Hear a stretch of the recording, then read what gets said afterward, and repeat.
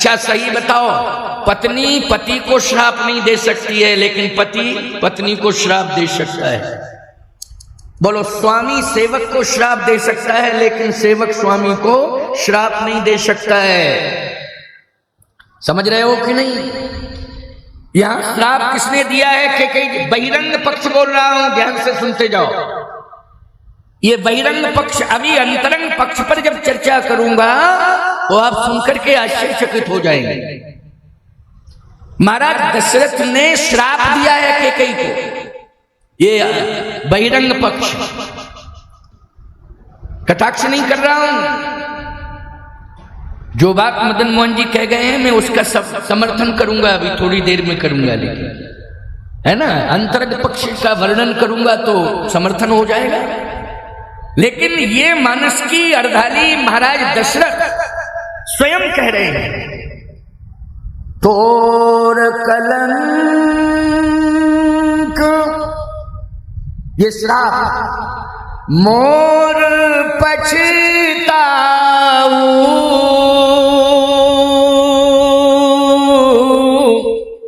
ओ मुए उनमटिए न जाइए का,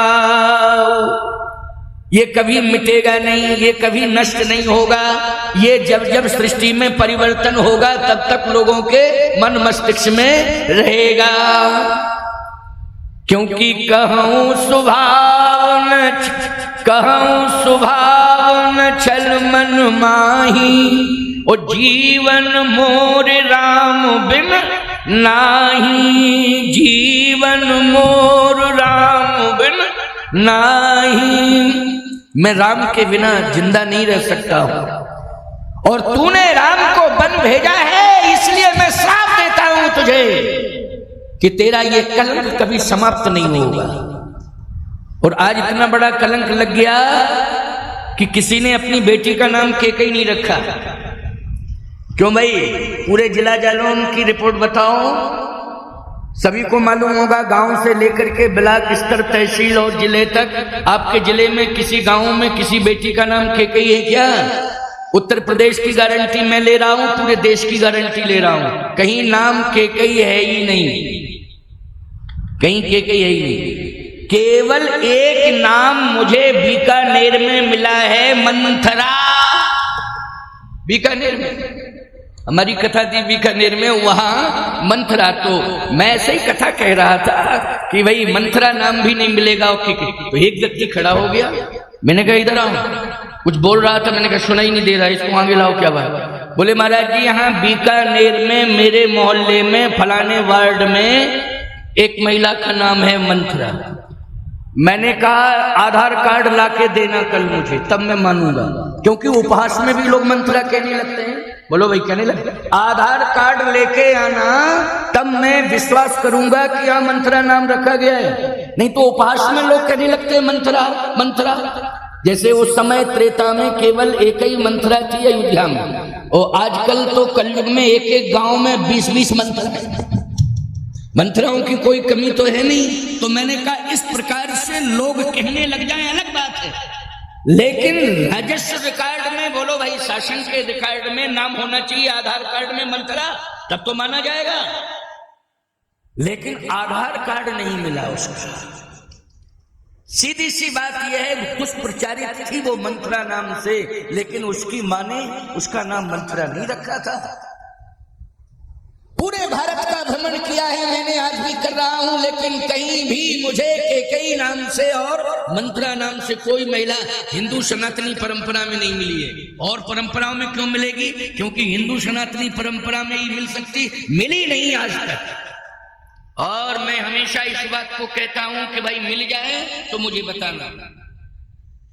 दशरथ जी का ये श्राप है, इसलिए श्राप के कारण आज तक किसी ने कैकेयी नाम अपनी बेटी का नाम नहीं रखा कि बेटी का नाम कैकेयी रखा हो। श्राप। भरत जी महाराज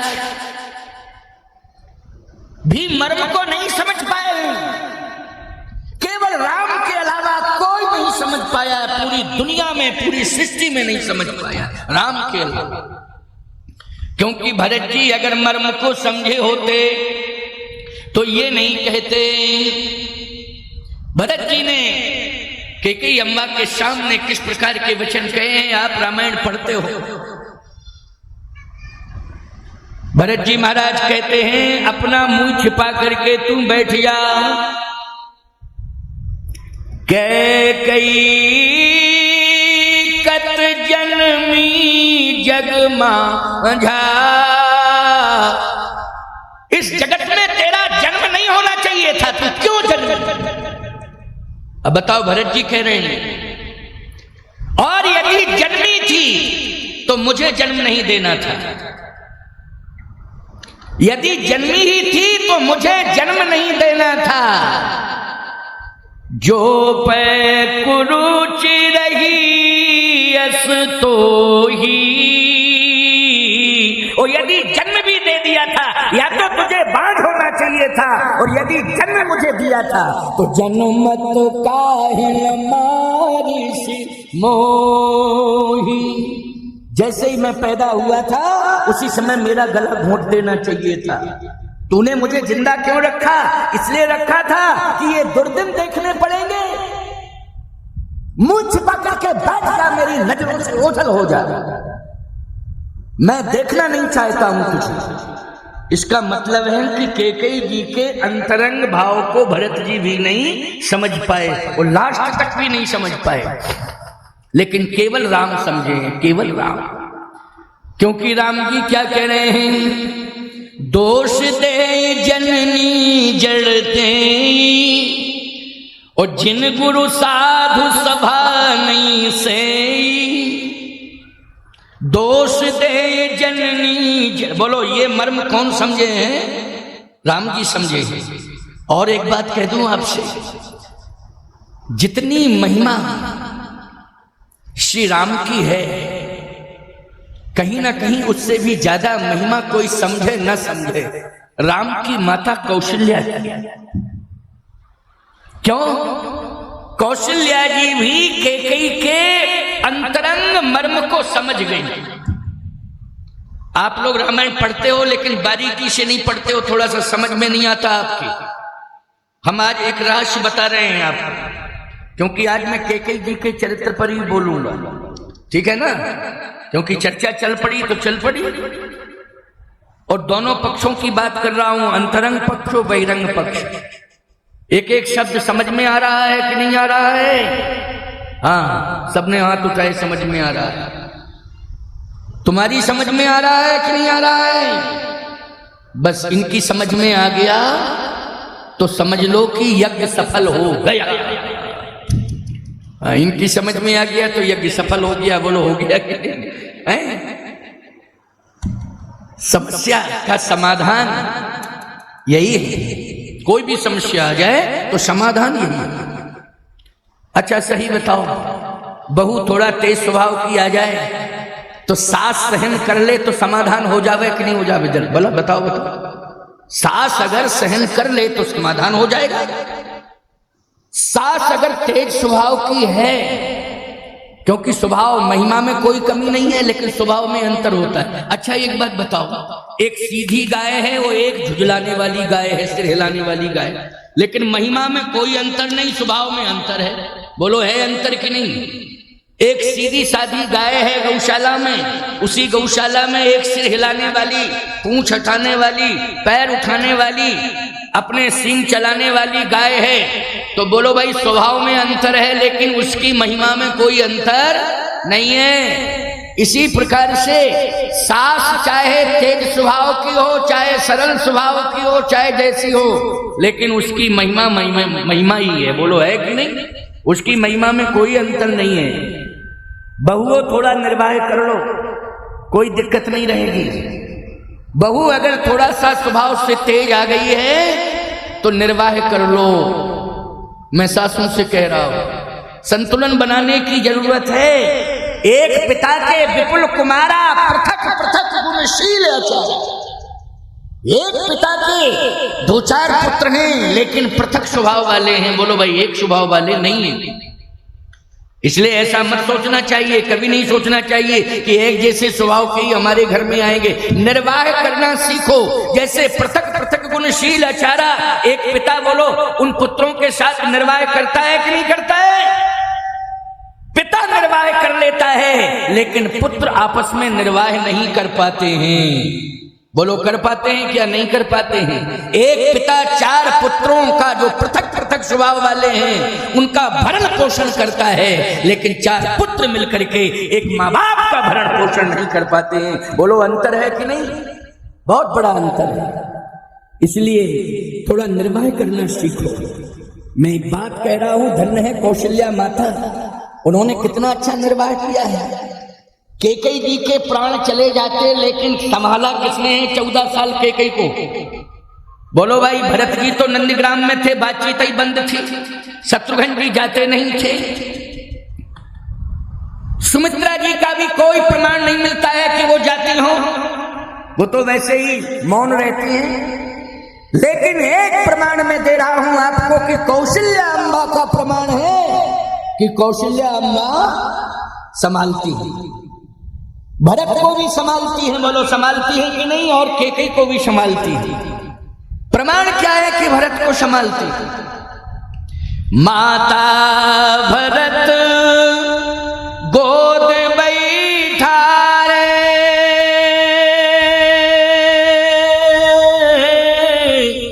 आंसू पहुंचे मृदु वचन उचारे। बोलो किसने संभाला है? जल्दी बोलो। भरत को। कौशल्या अम्बा ने भरत को संभाला है। और एक बात आपको बताएं, अगर कैकेयी की इच्छा है कि भरत राजा बने, तो कौशल्या अम्बा कह रही हैं बेटा मेरी बात मान लो। कौशल्या धर धीरज कही, पूत पथ गुरु आयसु अहि। गुरु जी की आज्ञा पथ वो सिंहासन पर बैठने के लिए कह रहे हैं, तो तुम सिंहासन पर बैठ जाओ, मैं आदेश दे रही हूं। इसका मतलब है किसे संभाला है? कौशल्या अम्बा ने। कौशल्या अम्बा ने भरत को संभाला है, कौशल्या अम्बा ने कैकेयी जी को संभाला है। 14 साल तक नहीं तो प्राण निकल जाते, कैकेयी जिंदा नहीं रहती, लेकिन कौशल्या जी ने संभाला है। इसलिए राम जितने गंभीर हैं, उससे कहीं ज्यादा गंभीर, श्री राम से भी ज्यादा गंभीर माता कौशल्या है। अच्छा, जैसी खदान होगी वैसा ही, क्यों भाई, वैसा ही स्वरूप उस खदान से प्रकट होगा कि नहीं होगा? जैसे सोने की खदान से क्या मिलता है, निकलता है सोना। मिट्टी की खदान से क्या निकलती है? मिट्टी। पत्थर की खदान से क्या निकलता है? पत्थर। कोयले की खदान से क्या निकलता है? कोयला। बोलो निकलता क्यों? तो माता कौशल्या जी को श्रेय जाता है श्री राम के जन्म में। तो बोलो जैसा माँ का स्वभाव होगा वैसा ही बेटे का स्वभाव होगा कि नहीं होगा? बोलो भाई, होगा कि नहीं होगा?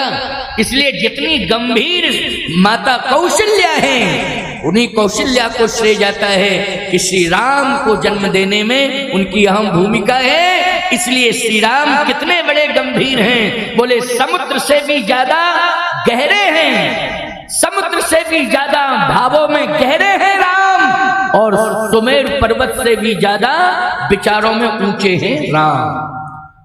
सुमेर पर्वत, हिमालय सुमेर पर्वत से भी विचारों में ऊंचे हैं राम, और समुद्र से भी ज्यादा भावों में गहरे हैं राम। क्योंकि राम की माता भी विचारों में ऊंची हैं और भावों में गहरी हैं, इसलिए राम के अंदर भी वही क्षमता आ गई है। कहीं ना कहीं माता पिता का असर पड़ता है संतान के ऊपर कि नहीं पड़ता है? या तो पिता के गुण आएंगे या फिर माँ के गुण आएंगे। तो मैं कहता हूं माता कौशल्या के गुण आज संपूर्ण गुण श्री राम में विद्यमान है।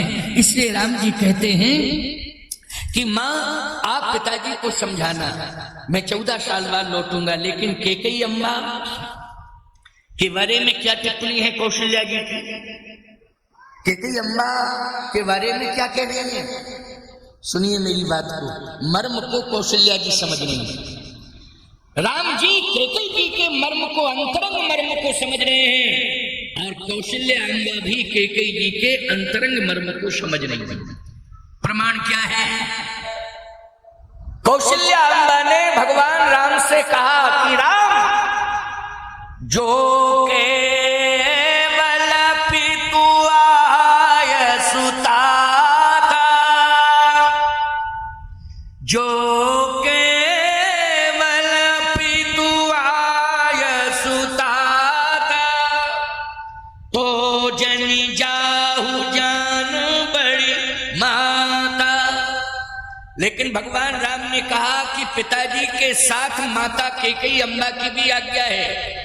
तो कौशल्या जी ने क्या कहा, जो पितु मातु कहूं बन जाना,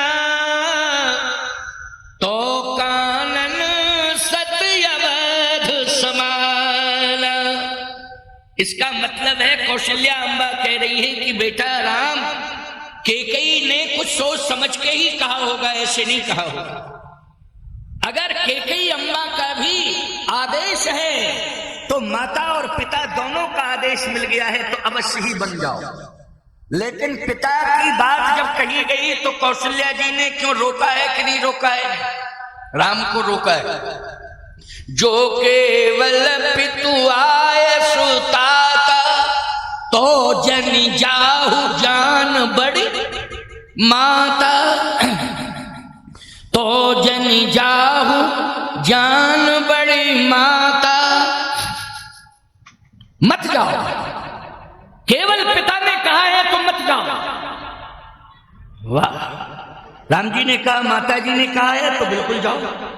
और माता जी में तो ये भी कह सकती थी कि मां तो मैं हूं, मैंने तो नहीं कहा।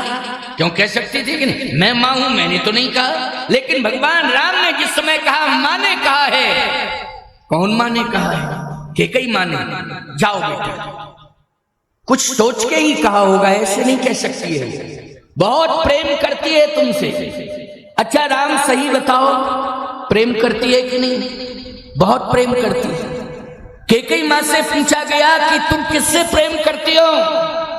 कैकेयी मां ने कहा मैं राम से प्रेम करती हूं।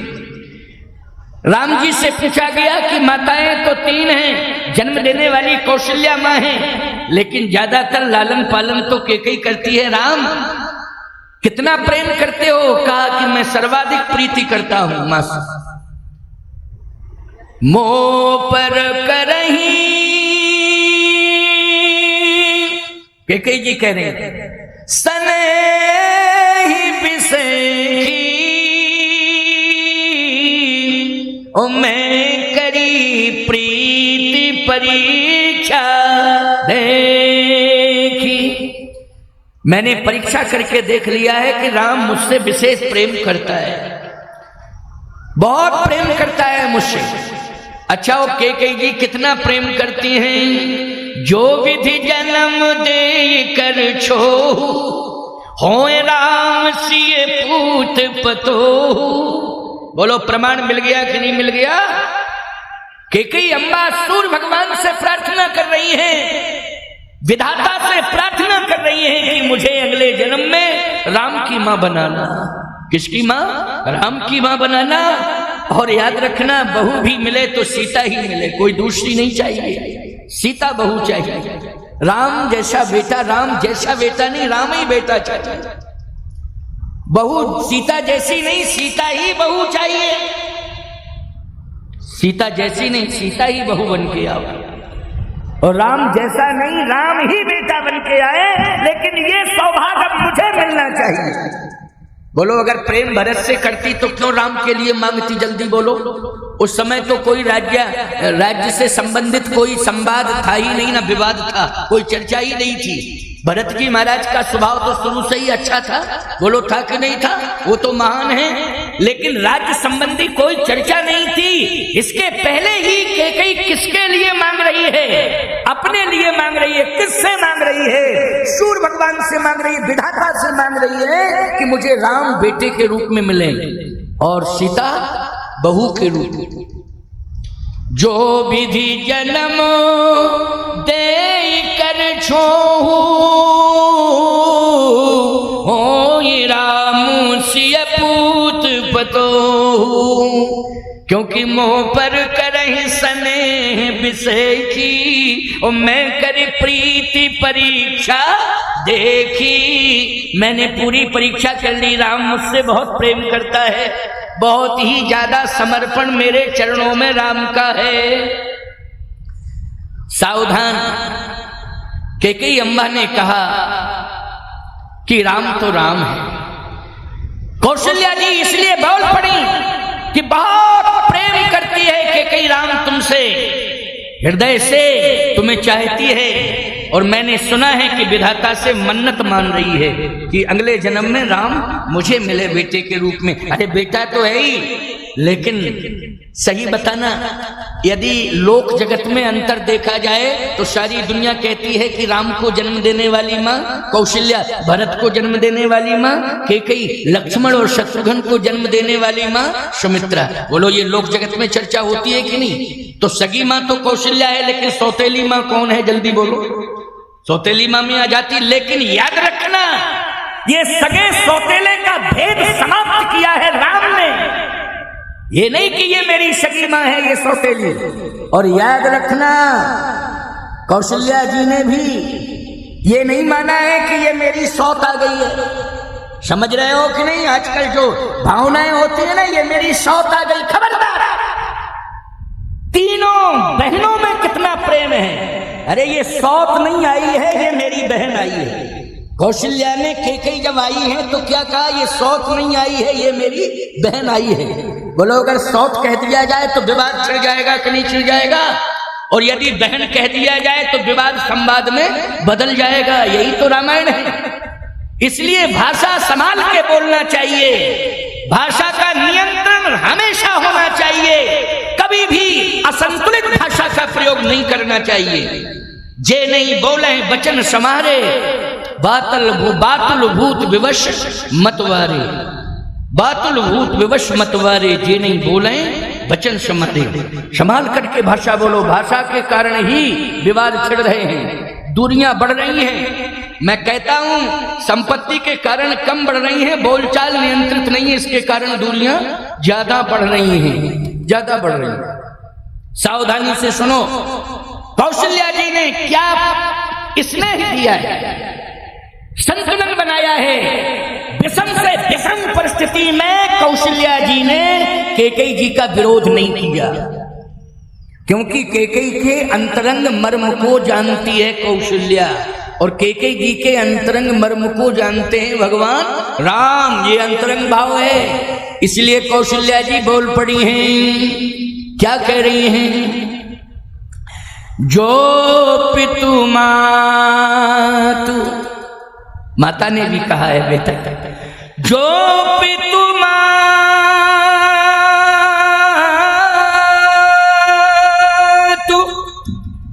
कहे वो बन जाना, तो कानन सत्यवध समान।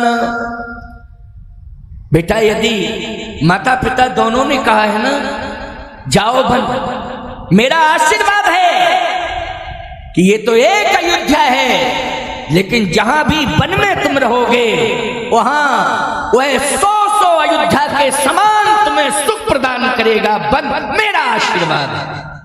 आशीर्वाद दे दिया राम को, जाओ राम। और एक बात बढ़िया है, धर्म सने उभय मति घेरी, ओ भई गति सांप छछूंदर केरी। कौशल्या अम्बा के सामने धर्म संकट आया, लेकिन धर्म संकट से उबर रही है, अपनी उदारता से उबर रही है धर्म संकट से। माताओं तुम्हें तो खास तौर से ये चरित्र सुनना है, ये प्रसंग सुनना है। कौशल्या जी का चरित्र सुना करो। ये जरूरी नहीं है कि प्रवचन हो रहे हैं, इतनी व्यापक व्यवस्थाएं की गई हैं, इसलिए हमें ये प्रसंग सुनने को मिल रहा है।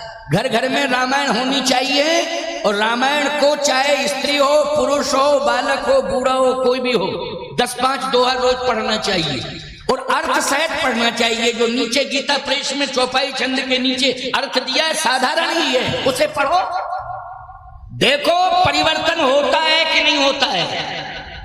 बहुत बड़ा परिवर्तन होता है, पढ़ के देखो, पढ़ना चाहिए। अब तो पढ़ी लिखी बहुएं आ रही हैं, मोबाइलों में रामायण है, बोलो मोबाइल में रामायण है, तुरंत सर्च करो, जो प्रसंग तुम्हें निकालना हो, बोलना भर है, तुरंत आ जाएगा उसमें। ऐसा कौन घर में सदस्य है जिसके पास मोबाइल नहीं है? चाहे गुड़िया हो चाहे बुढ़िया हो, मोबाइल सबके पास। गलत कह रहा हूं क्या मैं? बुढ़िया भी रखे है मोबाइल, और गुड़िया तो रखे ही रखे। बूढ़ा हो चाहे जवान हो, याद रखना वो छोटा सा बालक जो सही तरीके से भोजन करना नहीं जानता है, वो भी मोबाइल हाथ में रख के मोबाइल चला रहा है। बच्चे तमाशा देखते रहते हैं ना, छोटे छोटे क्या आते रहते हैं, खेल खिलौने तमाशे हैं। अभी की बात है, पिछले हफ्ते की बात है, आगरा जिले में जहां मैं कथा कह रहा था, मेरे को प्रणाम करने पूरा परिवार आया और बच्चा लिए था वो मोबाइल छोटा सा। उसने कहा माँ ने और बाप ने दोनों ने प्रणाम करो प्रणाम करो। अब वो ऐसे ऐसे ऐसे कर रहा है, उसमें सुन ही नहीं रहा। माँ ने मोबाइल छीन लिया। वो बच्चे ने ऐसा नाच किया कि मुझे ही भागना पड़ा हाथ छोड़ के। इतनी जोर से रोया, पैर फेंके, हाथ फेंके उसने, और घूमने लगा और माथा पटकने देता था दीवार से। अरे राम राम, मैंने कहा दे दे मोबाइल, दे दे। और जैसे ही मोबाइल माँ ने उसको दिया, और तुरंत जो है रोना धोना बंद, सेंस में आ गया वो। ये लॉकडाउन से छोटे छोटे बच्चों को ऑनलाइन की पढ़ाई के चक्कर में, क्यों भैया गलत कह रहा हूं क्या? उस समय ये जो मजबूरी में आदत डाली, अब वो एक नशा सवार हो गया है। माताओं, ये मोबाइल का सदुपयोग अगर हो रहा है तब तो ये अच्छी चीज है, अच्छा यंत्र है, आपका सहयोगी है। लेकिन अगर दुरुपयोग हो रहा है तो ये सबसे ज्यादा खतरनाक है। तुम्हारे दिमाग का संतुलन बिगाड़ने में इसकी ही भूमिका है। और आज जितने लोग मौत का मंजर तैयार कर रहे हैं, उसमें भी कहीं ना कहीं मोबाइल बहुत बड़ा सहयोगी है। इसलिए सदुपयोग करना सीखो, सदुपयोग करना सीखो। एक जहर आता है जिससे टाइल्स साफ किए जाते हैं, बोलो भाई, लेकिन उसका प्रयोग रोज नहीं होना चाहिए, हफ्ते में एक बार होना चाहिए कि नहीं? तो सफाई कर देगा, और रोज करोगे तो तुम्हारी सफाई कर देगा। क्यों भाई? हफ्ते में एक बार उसका प्रयोग करोगे तो वो घर की सफाई करेगा। तुम्हारे जितने टाइल्स वाइल्स लगे हैं वो जहर है, वो तुम्हारे घर मकान की सफाई करेगा हफ्ते में एक बार, और रोज रोज अगर उसका प्रयोग करोगे तो तुम्हारी सफाई कर देगा वो। इसलिए समय समय पर इसका प्रयोग होना चाहिए, समय समय पर इसका प्रयोग होना चाहिए।